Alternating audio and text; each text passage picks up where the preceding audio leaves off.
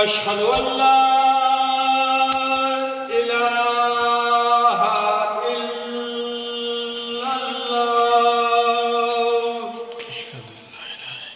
अशहदु अल्ला इलाहा इल्लल्लाह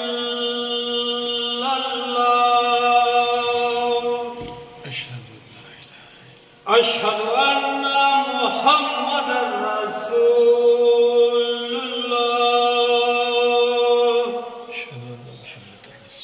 अशहदु अन्ना मुहम्मदर रसूलुल्लाह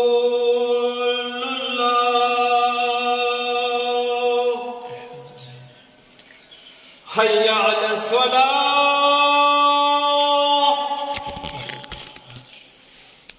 हय्या अला सलाह हय्या अला फलाह हय्या अला फलाह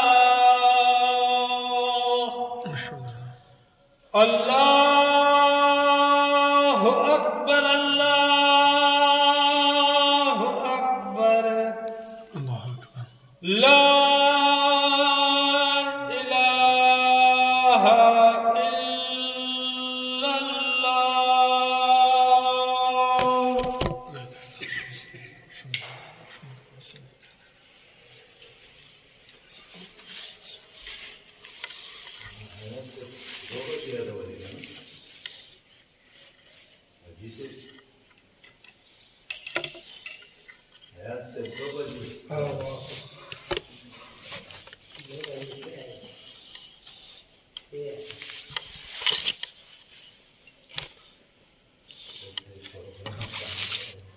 إن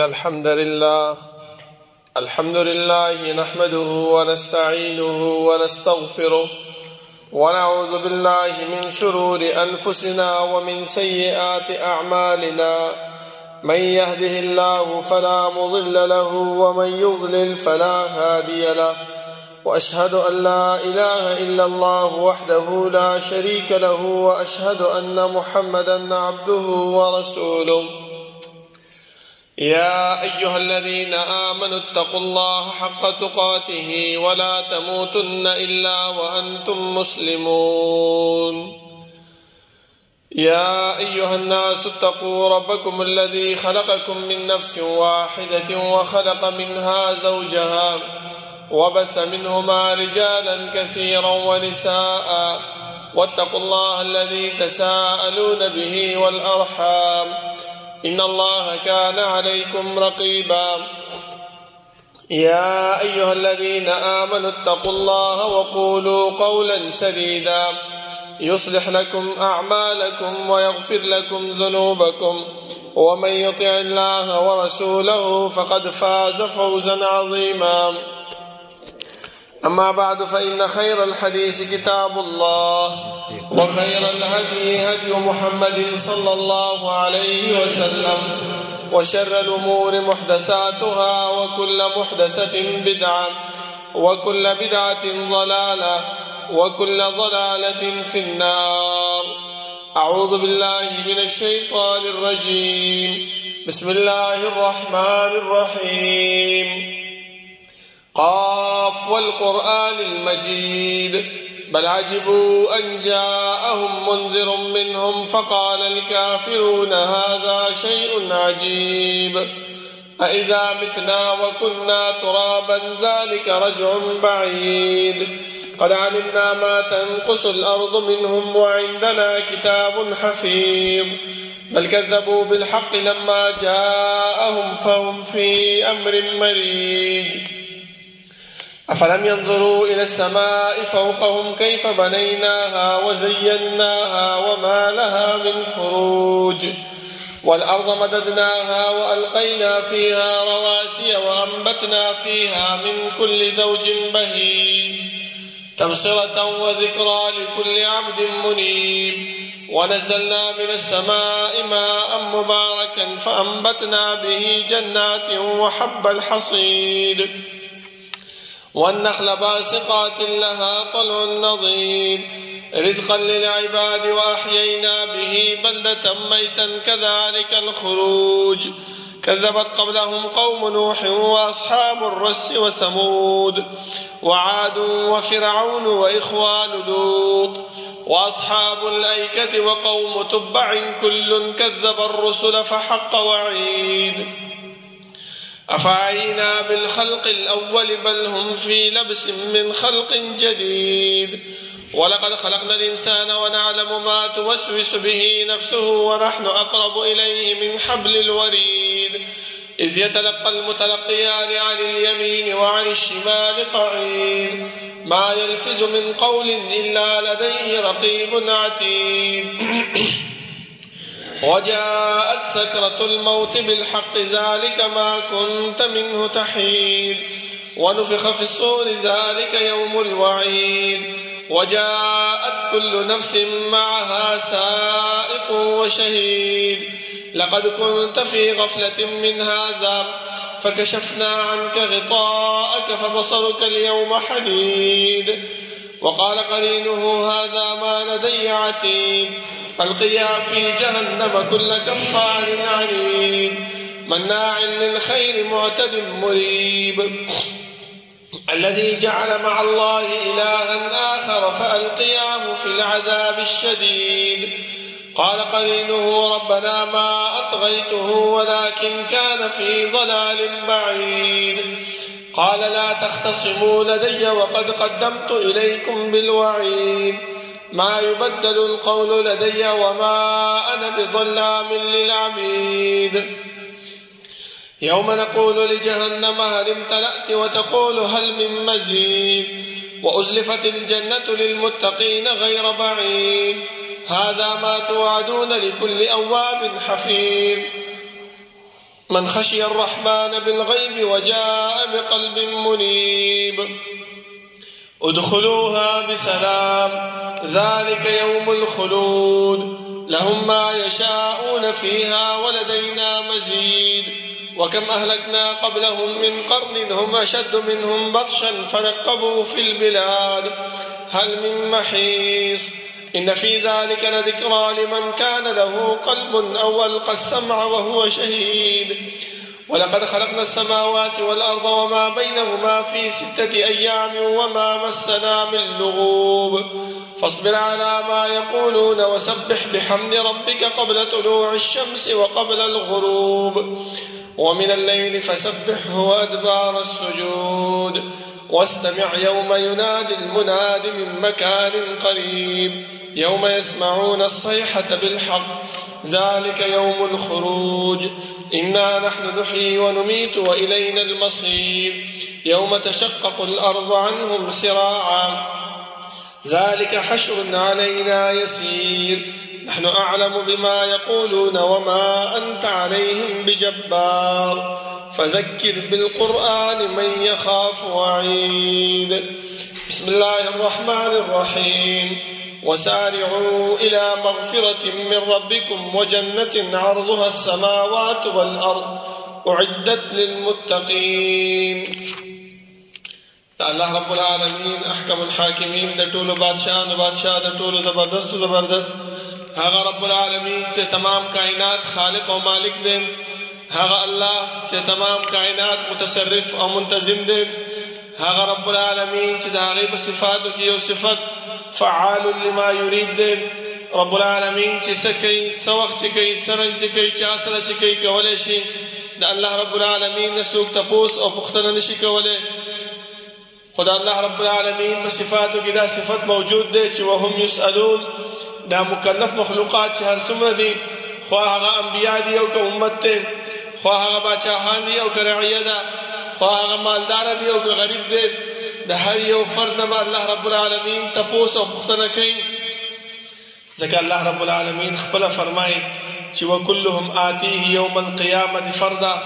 دا انسانان به الله رب العالمین مخې ته ځان له راځي ځکه د انسان په زړه کې به دا خبره راځي چې یاره الله رب العالمین مخې ته به ورځو ځکه مونږ خو د الله رب العالمین په ژبه نه پوهېږو او الله رب العالمین به زمونږ په ژبه نه پوهېږي نه رسول الله صلی الله علیه وسلم تشریح راته وکړله چې لیس بینه و بین الله ترجمان. الله رب العالمین مخې ته به دا انسان ډایرک ورځي چې د دې او د دې انسان په منځ کې او د الله رب العالمین په منځ کې هیڅ قسم ترجمان به موجود نه وي. کومه ژبه چې ته وایې په هغې باندې الله پوهېږي او د الله په ژبه باندې به هلته ته پوهېږي. زما محترمو، او الله رب العالمین چې کله د انسان نه دا تپوس کوي نو خپل انجام نه او عاقبت نه ویریږي نه. ولا یخاف عقباها، چې یاره دا انسان ډېر زورور دی، دا په دنیا کې بدماش و، دا په دنیا کې MNA پاتې شوی او MPA پاتې شوی او ملک پاتې شوی او چودھری پاتې شوی. نو الله رب العالمین به د دې انسان نه ویریږي او د انسان ته به څه نه وایي. نه، الله فرمایي چې ولا یخاف عقباها، الله رب العالمین د خپل انجام او د عاقبت نه نه یریږي. نو زما محترمو، د الله رب العالمین لکونه او کروڑونه رحمتونه په جناب محمد رسول الله صلی الله علیه وسلم باندې چې هغه مونږ ته د الله رب العالمین ذات او صفات، د الله رب العالمین اسماء او احکام، د الله رب العالمین د وحدانیت طریقې راته وښودلې او هغه لارې او هغه طریقې هم راته وښودلې چې په هغې باندې عمل کولو سره موږ د رب العالمین رضا او جنت حاصلولی شو. او هغه لارې او هغه طریقې هم وښودلې چې په هغې باندې ځان منع کولو سره، ځان بچ کولو سره موږ د الله رب العالمین د جهنم او د قهر نه بچ کیږو. زما محترمو، الله رب العالمین چې موږ پیدا کړي او د دنیا ته رالیږلي یو، نو زموږ د پیدایش مقصد هغه مهمل او بیکاره نه و، بلکې الله خپله فرمایي چې وما خلقت الجن والانس الا لیعبدون، ما انسانان او پیریان نه دي پیدا کړي مګر خپل عبادت دپاره. او الحمدلله ثم الحمدلله چې یو څو ورځې بعد په موږ باندې داسې یو میاشت را روانه ده چې د هغې عظمت، د هغې برکت، د هغې لویوالی، د هغې کې چې کوم انسان عبادت کوي، بندګي د الله رب العالمین کوي، د الله رب العالمین د خوشحالولو، د الله رب العالمین د خوشنودۍ هر یو کار چې انسان کوي، الله رب العالمین داسې انسان ته ډبل اجر او ډبل ثواب ورکوي. ځکه حدیث کې رسول الله صلی الله علیه وسلم فرمایي چې الله خپله فرمایي، حدیث قدسی دی، چې هر عمل انسان چې کوي نو د هغې ته د هغه بدله او اجر ملاویږي. خو یو روژه داسې ده چې الله فرمایي فانه لی وانا اجزي به، چې دا روژه انسان ما دپاره نیسي او زه به د دې روژې ثواب او اجر د انسان نه خپله ورکوم. لکه تاسو وګورئ، سهار نه واله تر ماښامه پورې انسان روژه نیسي، نه خوراک کوي، نه څښاک کوي، نه غیبت د چا کوي، نه بهتان په چا باندې تړي، نه چا د بد رد وایي، نه چا ته کنځل کوي، بس خپل عبادت، خپله بندګي، د قرآن کریم تلاوت، منځونه او دس ښه برابر. دا ټول انسان څه دپاره کوي؟ د چا حکم دی په هغې باندې؟ د الله رب العالمین حکم دی، د هغې په وجه باندې دا کار کوي. نو د دې ثواب او اجر الله رب العالمین به دې انسان ده همدا خپله ورکوي، په خپل لاس باندې به ورکوي. زما محترمو، ځکه الله رب العالمین چې دا اجر او ثواب ورکوي، نو موږ ته پکار دا دی چې موږ د دې روژې ډېر خیال وساتو او دې روژې ته چې الله رب العالمین بلندي او اجر او ثواب ورکړی دی، عظمت یې ورکړی دی، هغه په څه باندې ورکړی دی؟ هغه دې قرآن کریم باندې ورکړی دی. ځکه زما محترمو تاسو وګورئ، الله رب العالمین فرمایي شهر رمضان الذي انزل فيه القرآن، الله رب العالمین رمضان کریم کې څه نازل کړی دی؟ قرآن کریم. قرآن نازل شوی دی، نو ځکه الله رب العالمین دوی روژې ته عزت ورکړی دی. مکې مکرمې ته الله رب العالمین چې عزت ورکړی دی، ولې؟ چې دلته به قرآن نازلېدلو، ځکه الله رب العالمین هغه ښار ته عزت ورکړی دی. زموږ جناب محمد رسول الله صلی الله علیه وسلم الله رب العالمین چې عزت او مرتبه ورکړې ده، په څه باندې؟ په دې قرآن باندې چې دا قرآن په هغه باندې نازل شوی دی. جبریل امین چې الله رب العالمین په ټولو ملایکو کې اوچت ګرځولی دی، په څه باندې؟ چې دا قرآن په پیغمبر باندې راوړی دی. او چې په کومه شپه باندې دا قرآن کریم نازل شوی دی، الله رب العالمین فرمایي انا انزلناه فی لیلة مبارکة، موږ په دې مبارکه شپه باندې هغه نازل کړی دی. هغه مبارکه شپه الله رب العالمین دې شپې ته مبارکه وویله. او په کومه ژبه باندې چې الله رب العالمین نازل کړی دی؟ انا انزلناه قرآنا عربیا، عربي ژبې ته تاسو وګورئ الله رب العالمین څونه عزت ورکړی دی. دا څه د وجې نه؟ دا د دې د قرآن کریم د وجې نه چې صرف نازلېږي. زما محترمو، الله رب العالمین هر هغه شي ته عزت ورکوي. نو چې په کومه ژبه باندې دا قرآن کریم لوستلی کېږي، ستاسو څه خیال دی؟ چې چې الله رب العالمین به هغه انسان او هغه ژبې ته څونه عزت او مرتبه به ورکوي، څونه عزتوالی به الله رب العالمین ورکوي، څومره اجر او ثواب به داسې انسان ته الله رب العالمین ورکوي. نو پکار دا دی چې دا میاشت چې په موږ باندې کوم را روانه ده، یو 3 ورځې یا 4 ورځې به پاتې وي، چې اوس نه ځان ورته تیار کړو، اوس نه ځان ته داسې یو ټایم ټیبل جوړ کړو، داسې یو طریقه کار جوړ کړو چې د سحر نه واله غرمې پورې به دا کار کوم، د غرمې نه مازدیګره پورې به دا کوم، د مازدیګر نه ماښام پورې به دا کوم، چې هغه اجر او ثواب نه موږ څه نشو محروم نشو. ځکه زما محترمو تاسو وګورئ،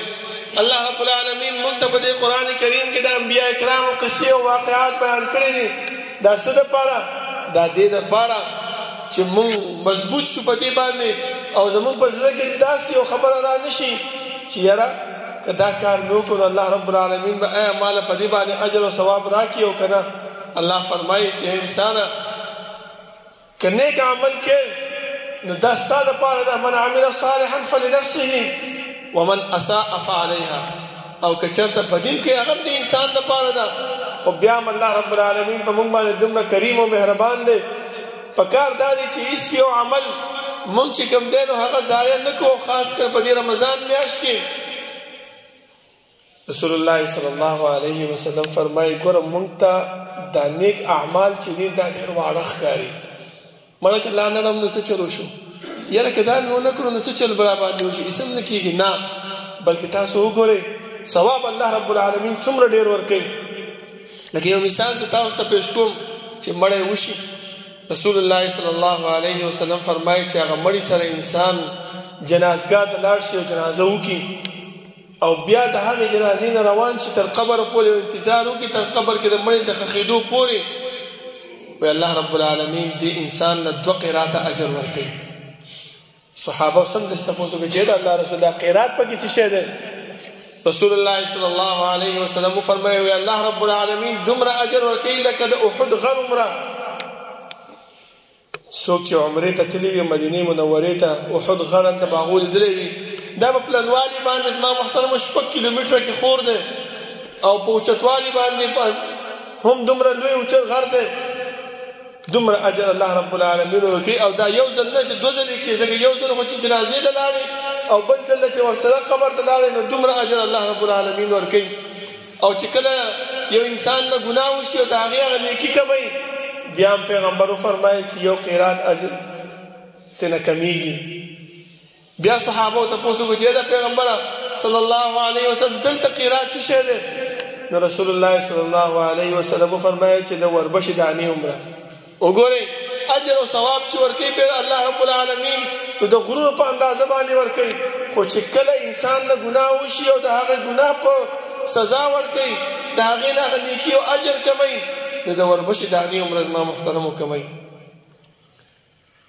نو که چېرته الله رب العالمین خپله فرمایي او که موږ دې رمضان میاشت کې موږ اجر او ثواب او نیکۍ طرف ته توجه وکړو، نو الله رب العالمین به د دغې اجر او ثواب موږ له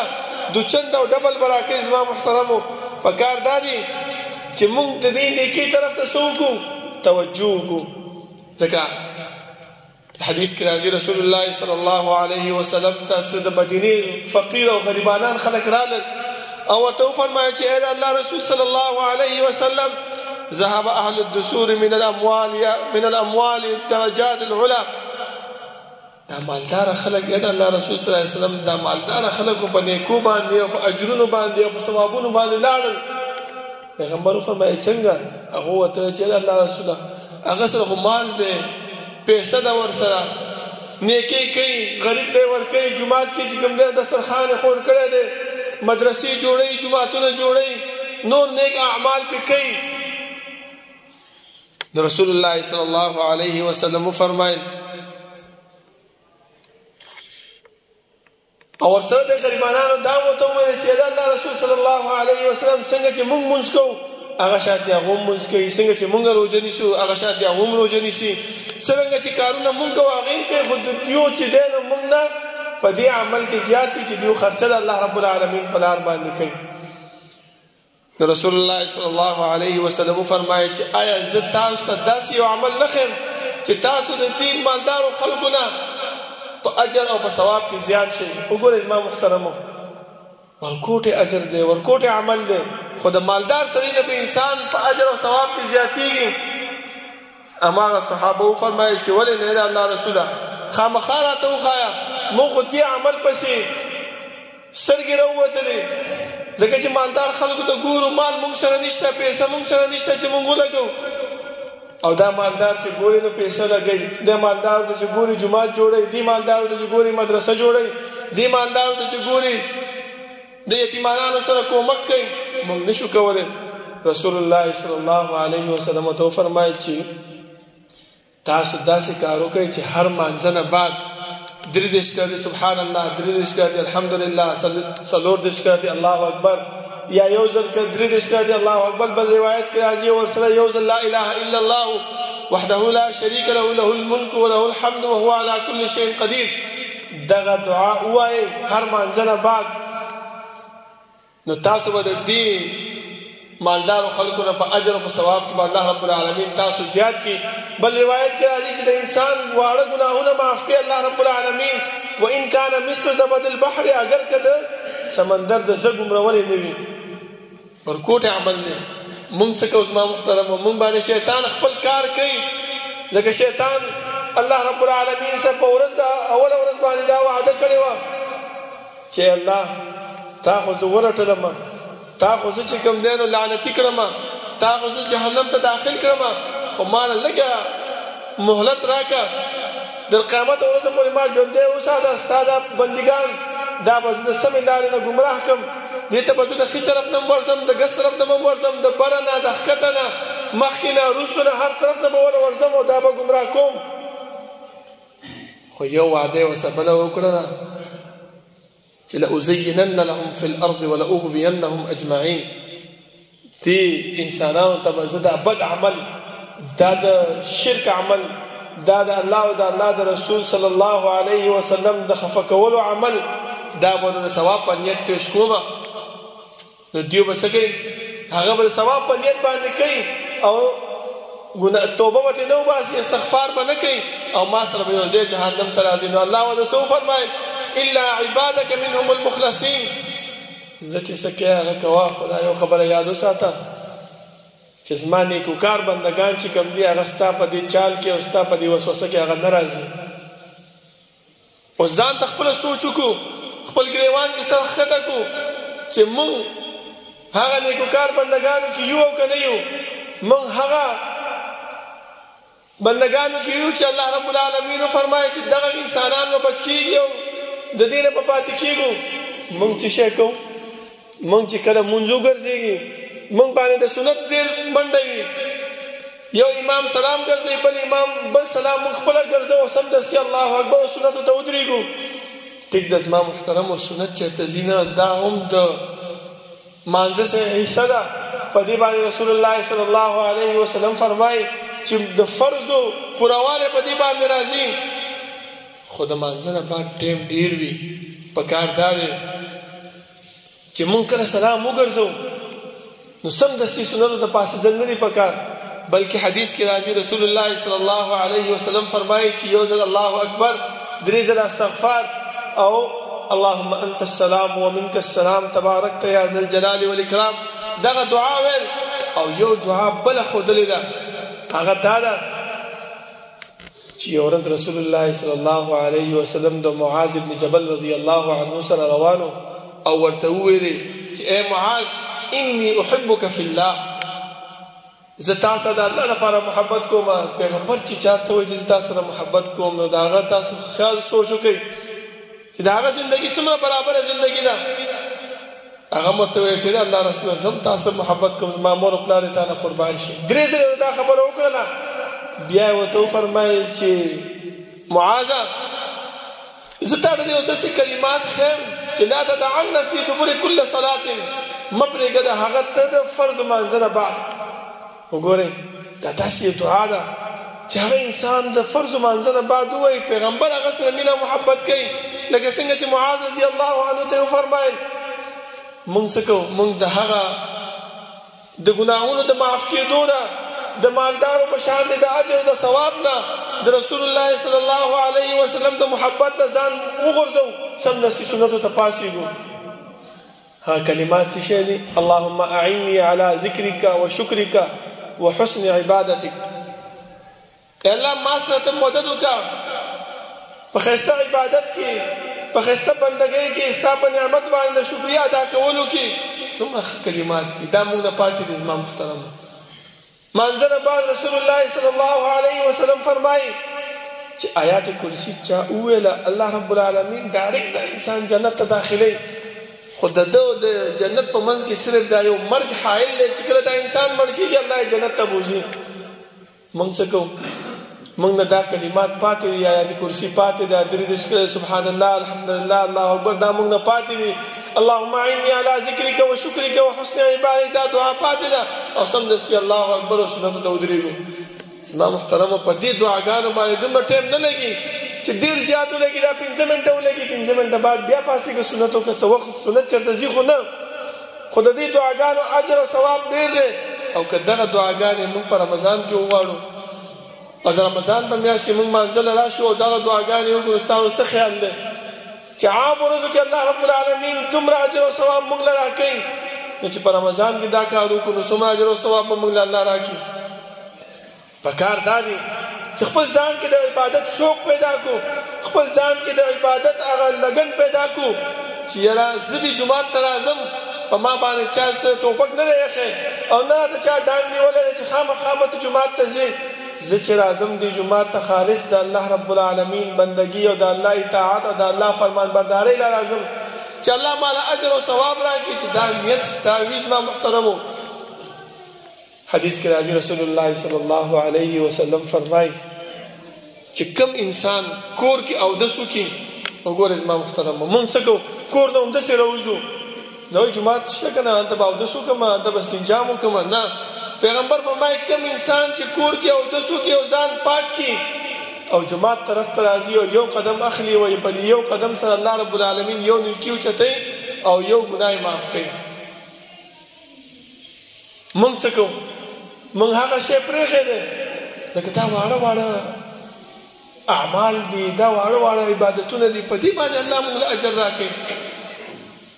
یو ورځ رسول الله صلی الله علیه وسلم د قیامت تذکره وکړه زما محترمو عائشه صدیقه رضی الله عنها فرمایي چې د الله رسول ته ډېر شرمناک ورځ به چې انسان ابلغ په بربنده ناسونه تر رواني رسول الله صلی الله علیه وسلم فرمایي چې د صدیق لوري دا داسې سخته ورځ ده چې انسان په خپل یو نیکی پسې ارمان کوي دغه به کوي چې یاره یا دا نیکي ماته ملاو شي دا نیکي ماته ملاو شي زما ښځه دې مو اخلي زما بچي دې مو اخلي زما مور و پلار دې مو اخلي خو چې ماته دا نیکي ملاو شي الله به وایي چې دلته اوس سم نه کېږي دا ځای د بدلي ورکولو د ثواب د نیکي حاصلولو د نیکي کولو ځای دنیا و تاله ما 50 کاله 80 کاله 100 کاله 80 کاله عمر درکړو تا په هغې کې اسم نه دي کړي اوس اسم نه کېږي ځکه علما فرمایي الدنیا دار العمل والآخرة دار الجزاء دنیا دا د عمل ځای دی او آخرت دا د جزا ځای دی دا د بدلې ځای دی هلته عمل نه کېږي نو زما محترمو انشاءالله دا اراده به کوو چې د مانځه نه بعد دغه دعاګانې به غواړو نو الله رب العالمین چې کم اجر او ثواب موږ نه مقرر کړی چې د هغې موږ حقدار وګرځېږو او پیغمبر صلی الله علیه وسلم په دې ځای کې موږ ته یو بله خبره هم کړې ده هغې ته هم لږ توجه وکړئ زما محترمو لږ سوچ وکړئ موږ په هغې کې مبتلا یو هغه د شیطان وسوسه ده شیطان فرمایي الله رب العالمین ته ویلي چې لأزینن لهم فی الارض زه به دا د ګناه عمل دا بد عمل دا بدعت عمل دته به د ثواب په نیت پیش کوم هغه څه شی دی مونږ سلام وګړو السلام علیکم ورحمت الله السلام علیکم ورحمت سوایو بسم الله الرحمن الرحیم لا اله الا الله محمد رسول الله جماعتونه کې مونږ دا وایو کنه وایو وګوره اسما محترم بسم الله سوره کلمه ده لا اله الا الله محمد رسول الله سوره کلمه ده دینه بخ کلمه بلشتا نشتا خود دې مانځه کې نه بعد چې ته وې په دې باندې الله تعالی اجر او ثواب نه درکې ولی چې مونږ ته زمونږ پیغمبر په دې باندې حکم نه دی کړی موږ ته زموږ پیغمبر دا نه دی ویلي چې د قضیې کې دغه کلمات ووایه چې څوک یې وایي اجر او ثواب نه ورکوي. لکه د سعید ابن مسیب رحمه الله په زمانه کې یو سړی راغی جومات ته. هغه جومات کې ناست و او دا لګیا و منځونه کول، الله اکبر او ښکته کېدو پورته کېدو. دا نفلونه دي. لکه دا زموږ مشران باباګان خلک چې جومات ته راشي تپوس کوي بابا څه کوې؟ یاره نیت مې کړی دی چې یو 200 رکعاته وکړم، یاره نیت مې کړی چې یو 500 رکعاته وکړم. نو دې مونځ باندې الله اجر نه ورکوي. هغه سړی دی سعید بن مسیب رحمه الله ته فرمایي چې یاره الله به ماله چې کوم دی نه په دې مانځه عذاب راکوي، زه څه کوم خو د الله بندګي کوم. هغه ورته وایي چې په مانځه عذاب نه درکوي، تا ته چې عذاب ملاویږي په دې خبره ملاویږي چې تا د رسول الله صلی الله علیه وسلم څوک خلاف دی وکړو. پیغمبر وایي چې جمعه ته راننوځه 2 رکعاته تحیت المسجد وکړه، د هغې نه ما سوا نور مونځ نشته دی، بیا عبادت کوه بندګي کوه. د هغې نه وروسته بیا که چېرته الله رب العالمین ستا په نصیب کې بندګي او عبادت لیکلی نو وکړه، او که نه نو د دې نه علاوه نور مونځ نشته دی. یو سړی چې دی نه اودس وکړي، د اودس مونځ چې کوم دی 2 رکعاته هغه وکړي. ځکه رسول الله صلی الله علیه وسلم چې دی نو جنت ته چې کله معراج په شپه باندې لاړو نو د بلال رضی الله عنه د خپو کشارې په جنت کې واورېدو. نو چې راغی بلال رضی الله عنه ته فرمایي چې تا څه داسې عمل کړی دی چې زه جنت ته لاړم نو ستا د خپو کشارې زما نه مخکې روان و. هغه ورته فرمایي چې د الله رسوله زه پاکوالی ډېر کوم، چې کله تشې متیازې وکړم نو د لوټو سره هم استنجا کوم او بیا راشم د اوبو سره هم وینځم، او د هغې نه وروسته چې کله اودس وکړم د اودس نه بعد 2 رکعاته نفل دا به ما خپل ځان باندې لازم کړی دي.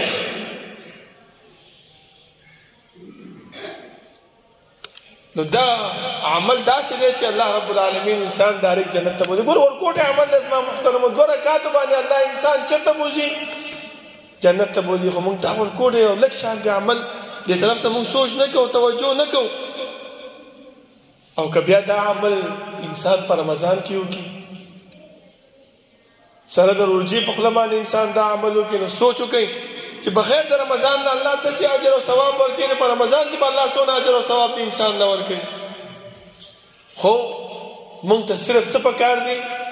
توجه پکار ده، شوق پکار ده د عبادت طرف ته، چې موږ دې عبادت کې خپل ځان لګن کو ورننه باسو. هغه غریبانان رالل بیا او ویل چې الله رسول صلی الله علیه وسلم تا چې موږ ته کوم عمل وښودو هغه عمل خو مالدارانو هم شروع کړو، نو اوس څه چلو کوم؟ بیا موږ څه چلو کوو؟ هغه بیا موږ نه چې کوم دی نو په نیکۍ کې مخکې شو. پیغمبر فرمایي چې دا د الله رب العالمین تقسیم دی، چاله څنګه ورکوي او چاله څنګه ورکوي. ته خپل کوشش خپل محنت جاری ساته، الله تعالی په دې لږ عمل باندې به ډېر اجر او ثواب درکوي. زما محترمو داسې اعمال دي، کوشش پکار دی چې موږ سبا قیامت په ورځ باندې د الله رب العالمین مخې ته سرخورو ورشو. ځکه د آخره زمانه ده، د مرګ هېڅ پته نه لګي. سهار کې انسان سم دم وي چې غرمه کېږي، مازدیګر کېږي چې خبرېږي وایي هغه باندې هارټ اټیک راغی او مړ شو. سم دم انسان به هېڅ تکلیف به نه وي، هېڅ بیماري به پرې نه وي، هېڅ غم به پرې نه وي، او دنیا نه رخصت شي. بیا چې موږ وروستو ارمان کوو او بیا هلته دا ارمان کوو چې لعلی اعمل صالحا فيما ترکت الا لږ مې د دنیا ته واپس کړه چې لږ شان عمل وکړم او دا ستا دا جنت حاصل کړم. هلته بیا الله وایي چې کلا انها کلمة هو قائلها. هېڅکله اوس دنیا ته واپسې نشته. دا ما یو ځل یو دا وینا کړې وه چې انسان کله د دنیا نه راغی واپسې دنیا ته تګ نشته دی. زما محترمو دې اعمالو طرف ته سوچ پکار دی، د دې اعمالو طرف ته راتګ پکار دی. او خاص کر دا مونځ داسې عمل دی چې رسول الله صلی الله علیه وسلم فرمایي چې دا د انسان د مسلمان او د کافر منځ کې فرق دی. کافر انسان، منافق انسان هغه څنګه پیژندلی کېږي؟ هغه په دې مونځ باندې چې کوم انسان مونځ نه کوي. لکه نن سبا بعضې خلک داسې پیدا شوي دي چې هغو مونځ نه کوي. هغو څه وایي مړه د زړه صفایي پکار ده، چې زړه دې صفایي بس مونځ ته څه ضرورت ده چې مونځ کوو؟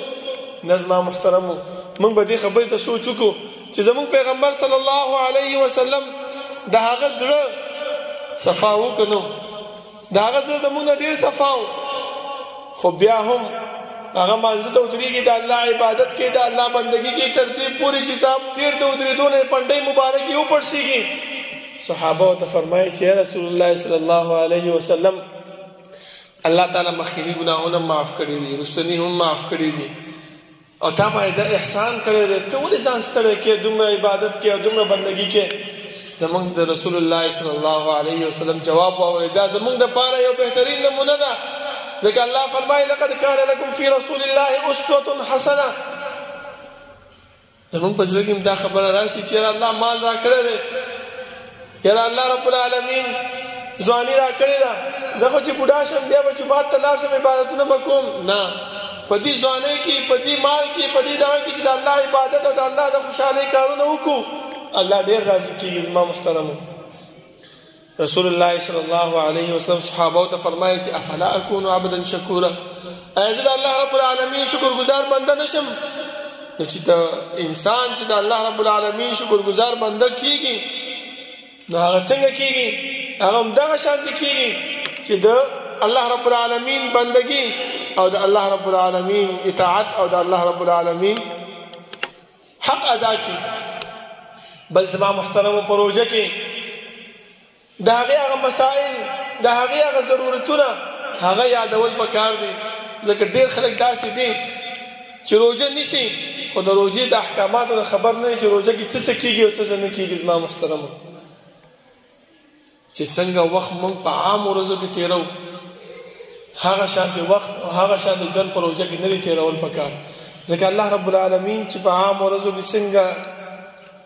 بدلی او څومره اجر او ثواب انسان له ورکوي، د هغې په ډبل ورکوي، نو همدغه شانتې الله رب العالمین د دې انسان نه هغه عبادت د عام ورځو په شان نه د روژې کې ډبل غواړي،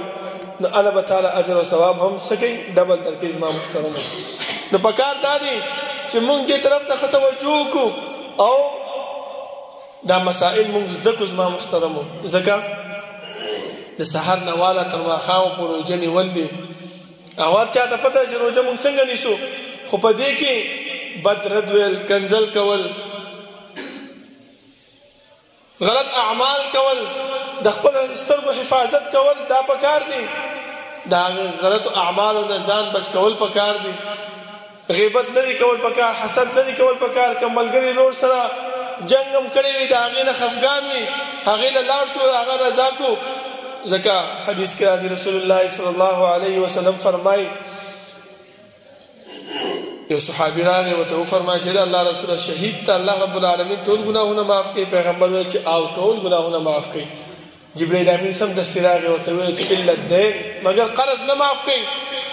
علما فرمایي قرض سره د پیسو قرض نه دی، بلکې دلته قرض نه مراد هغه انسان اعمال دي چې کم بل مسلمان ورور سره کړي، که خفګان وي د دې انسان عمل نه قبلېږي، که دې انسان دې بل ورور پسې خبرې کړې وي د دې انسان عمل ځوړند وي، که دې انسان دې بل ورور پسې بد رد ویلې وي. ځکه رسول الله صلی الله علیه وسلم فرمایي چې د پیر او د زیارت په ورځ باندې اعمال الله رب العالمین ته برخیږي، خو الله رب العالمین ملائکو ته فرمایي چې ملائکو تاسو چې مالا کم انسان عمل راوړی هغې کې ګورئ که دا انسان د بل مسلمان رور سره خفه وي، خبرې نه کوي، د داسې انسان عمل مالا مه راوړئ، هغې ته انتظار وکړئ چې دا د بل مسلمان رور سره څه وکړي؟ صلح وکړي او د هغې سره پخلا شي، بیا د دې انسان عمل مالا راوړئ. نو چې موږ د خپل مسلمان رور سره خفه یو، جنګ هم کړی وي، بدرد، ځکه چې نن سبا موږ څه کوو چې لږه معامله خرابه شي، یا یو ملګری د چا واده له رانه شي، یا یو ملګری د چا مړي له رانه شي، د چا د خپلوانو جنازې له رانه شي، د چا د لور د خور واده له رانه شي، بس همداسې موږ ورته څه وایو؟ زما او ستا رشته ختمه، نه دې پېژنم نه مې پېژنه، زما او ستا مړی ژوندی بیخي نشته، زه خپل کار کوم، زه به خپل کار کوم، وایو داسې که نه؟ خو په دې وړوکو کارونو باندې زما محترمو زموږ اعمال نه خیږي بره، دا کارونه نه دي کول پکار، او بیا چې موږ دا خفه یو نو بیا رمضان کې هغه ثوابونه او هغه عبادتونو اجرونه د هغې ټولو نه موږ محرومیږو. زما محترمو پکار دا دی چې دې طرف ته موږ ښه توجه وکړو او د الله رب العالمین هغه نیکو طرف ته د الله رب العالمین هغه احساناتو طرف ته چې په موږ باندې کړی دی په ورکوټې عملونو باندې ډېر لوی اجرونه راکوي چې د هغې نه موږ محروم نه شو. سبا د الله رب العالمین مخې ته خوشحالۍ سره ورشو. الله رب العالمین نه دعا ده چې الله رب العالمین د عمل کولو توفیق راکړي او الله رب العالمین په دې روژې میاشت کې موږ نه هغه اعمال واخلي چې هغه د هغې د خوشحالۍ او د خوشنودۍ ذریعه وي او موږ کوم مسلمان روز زړه دردولی وي یا د هغې نه خفګان کړی وي اول خپله لاړ شو معافي دې وغواړو او بیا د الله رب العالمین نه هم معافي وغواړو چې الله دا عمل ما نه شی او زما د کوتاهۍ د وجې نه زما د سستۍ د وجې نه د شیطان د وسوسې او د غفلت د وجې نه یا الله ته ما معاف کړي ما د خپل ضرور نه معافي غوښتې ده ته ما معاف کړي. اقول قولي هذا واستغفر الله لي ولكم ولسائر المسلمين.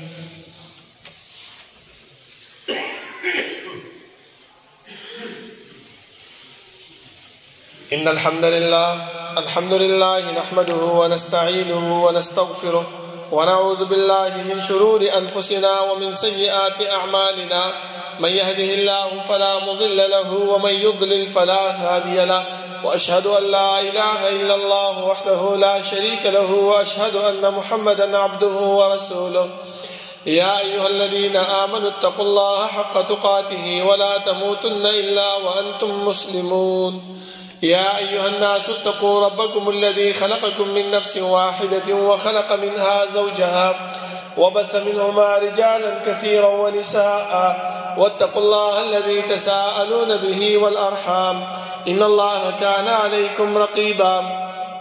يا أيها الذين آمنوا اتقوا الله وقولوا قولا سديدا يصلح لكم أعمالكم ويغفر لكم ذنوبكم ومن يطع الله ورسوله فقد فاز فوزا عظيما. أما بعد فإن خير الحديث كتاب الله وخير الهدي هدي محمد صلى الله عليه وسلم وشر الأمور محدثاتها وكل محدثة بدعة وكل بدعة ضلالة وكل ضلالة في النار. أعوذ بالله من الشيطان الرجيم. وسارعوا إلى مغفرة من ربكم وجنة عرضها السماوات والأرض. زما محترمو په دې لوستل شوي آیات کې الله رب العالمین فرمایي جلدیواله وکړئ هغه نیکي طرف ته او هغه بخښنې طرف ته د الله رب العالمین د طرف نه او هغه جنت طرف ته چې الله رب العالمین د هغې پلنوالی د اسمانونو او ځمکې مقدار ګرځولی دی. اعدت للمتقین دغه جنتونه الله چا له تیار کړي دي؟ متقیان له تیار کړي دي. متقي څوک دی؟ ينفقون في السراء والضراء والكاظمين الغيظ والعافين عن الناس. په خوشحالۍ کې هم خرچه کوي په خفګان کې هم خرچه کوي خو یو ضروري خبره بل الله ښودلې ده والكاظمين الغيظ او غصه کوونکي والعافين عن الناس او عفو کوونکي خلکو ته. د دې یو مثال در کوم ټیم هم پوره دی. سلیمان بن مهران رحمه الله د هغې یو وینځه وه هغه ته یې ویل چې لاړ شه ماله د اودس اوبه راوړه چې هغه اوبه راوړلې چې څنګه یې ورته ورکولې هغه اوبه ترې نه وغورځېدې کپړه یې ګندې شوې کپړه یې لامده شو ډېر سخت غوسه شو. هغه ورته ویل چې الله قرآن کې فرمایي چې والکاظمین الغیظ غوسه وڅکه. هغه ویل ښځه څه یې ورته ونه ویلې. هغه په دې کار نه کېږي ځکه ستا زړه کې به دا غوسه موجوده وي بیا به بل ځای کې ما به ورټې چې ګوره بله اوس دې راباندې اوبه اچولې مې درته څه ونه ویلې. هغه ورته چې الله فرمایي چې والعافین عن الناس عفو وکړه. هغه وایي زه د الله رب العالمین په دې حکم باندې ما ته څه کړي معاف کړي. خو نن سبا زمانه کې خو دا وینځې شته دی نه. اوس به موږ څه کوو؟ علما فرمایي چې د دې مصداق به داسې کوو چې کم انسان کم عمل وکړي نو دا عمل داسې دې نه کوي چې هغه ځای کې مجلس ناست دی او لاړ شي یاره فلاني پرون راته داسې کار کړی او ما د الله دپاره معاف کړو چې بیا د هغه ځای نه پاسېږي دوه درې ملګري هلته ولاړ یې هغې ته وایي چې ته خبر نه ما سره پرون هغه ملګري داسې کار کړی ما ورسره داسې وکړو. بیا د هغې نه راشي یو بل ملګري ته او ته ګوره خبر نه دا ټول ډنډوره خورئ نو دغه خبرو باندې الله رب العالمین ناراضه کېږي. دې ته چغلي وایي زما محترمو او دې ته حسد وایي. دغه د انسان نیکي هغه بربادۍ ختموي. زما محترمو په کار دا دی چې موږ داسې عملونه کو. او الله بیا وروسته څه فرمایي چې کوم انسان نه ګناه وشي نو هغه دې څه وکړي والذین اذا فعلوا فاحشة او ظلموا انفسهم ذکروا الله فاستغفروا لذنوبهم. کله چې د انسان نه ګناه وشي ګناهګار دی خطاکار دی او ظلم په خپل ځان باندې وکړي نو الله فرمایي فاستغفروا لذنوبهم د خپل د ګناهونو استغفار دی وای توبه دی وباسي او الله رب العالمین ډیر یاد کی جمعه ته راشي ذکر اذکار دیو کی عبادت دیو کی 2 رکعات مونږ دیو کی د توبې او الله نه وغواړي. الله فرمایي ولم يغفر الذنوب الا الله. د الله رب العالمین نه ما سوا د دې انسان دا ګناه څوک قبلې څوک بخي دا ګناهونه خو الله یې بخي کنه پکاره چې موږ الله لرا شو.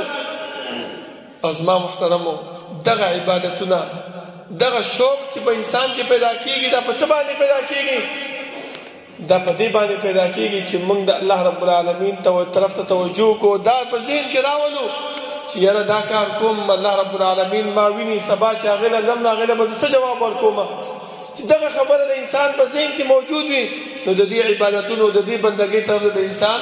شوق پیدا کیږي. او که دغه خبره زمونږ په زړه کې موجود نه وي نو زمونږ نه بندګۍ طرف ته عبادت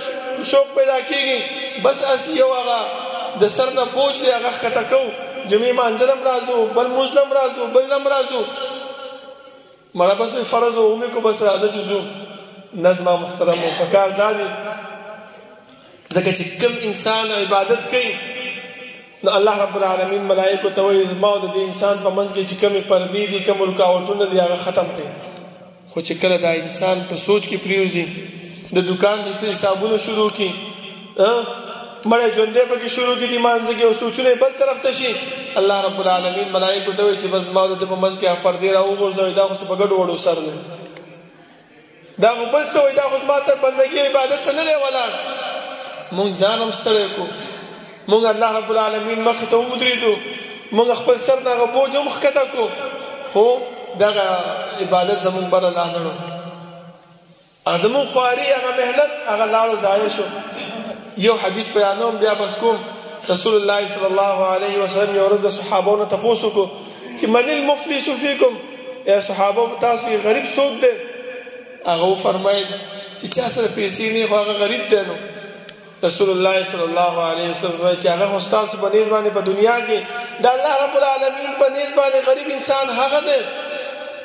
چې شپېته کاله اویا کاله الله عمر په دنیا کې ورکړي په دې 50 شپېتو کالو کې ډېر عبادتونه کړې وي خرچي کړې وي زکاتونه ورکړي وي روزي نیولې وي منځونه کړې وي هر څه کړې وي خدای الله رب العالمین عدالت لګېدلې ده. دلته چې دې انسان ته تپوس کوي د هغه عدالت کې یو کس را پاسېږي چې الله دې انسان ما د دنیا کې کنزل کړیو بل انسان را پاسېږي چې الله دې په دنیا کې ما څه پیړه را کړې وه بل را پاسېږي چې الله دې ما ته بدرد ویلیو یا الله دې ما ته داسې کړیو دې زما عزت لوټ کړیو. سوچو که زما محترمو چې یو اوږد قطار لګېدلی او دا خبرې کوي نو زموږ هغه د 50 شپېتو کالو هغه بندګي او عبادت الله رب العالمین به فرمایي چې د دې نیکي راواله او دا کم کسان چې راځي دی ولې ورکوي. ملائک به ته چې الله دا نیکی خو ختمه شو اوس وکړو کسان خو لا ډیر پاتې دي دغه دنیا کې بد حل راغستو مونږ چې گاډیم چلو چې گاډي مخ ته راشي استکنځل وته وکړو مونږ چې لار کې روان یو څوک راته سب برنګ وګوري هغه تم کنځل وکړو بدر دعا یو خبره وته وکړو خو دغه نه بدر دا کنځل دا زمونږ اعمال کمې زما محترم ده الله مو ته چې هغه نه بدی راواله د دې په ترازو کې د دې په تله کې واچوي دا و چې کوم بد اعمال دي هغه زمونږ په تله کې راځي الله کسان ډیر دي هغه ټول نیکی هم ختمه شوه د 50 شپېتو کالو او هغه بدی زمونږ طرف سره الله به وایي چې اوس جهنم ته راکاږي دنیا کې ځان ستړی کو دنیا کې خواري مو کړله خو زه مقدر کم چې دلاړو جهنم شو د پکار دار زما محترمو چې خاص کر په دې روزه کې هغه اعمال طرف ته توجه کو چې هغه د الله رب العالمین د رضا کولو د خوشنودي حاصلولو اعمال چې الله مونږ ناراضي شي او الله رب العالمین مونږ د هغه مقابله کې جنت راکړي او الله رب العالمین مونږ د داسې غریبۍ نه بچ کړي چې هغه بیا زمونږ د جهنم ته د تک ذریعہ وي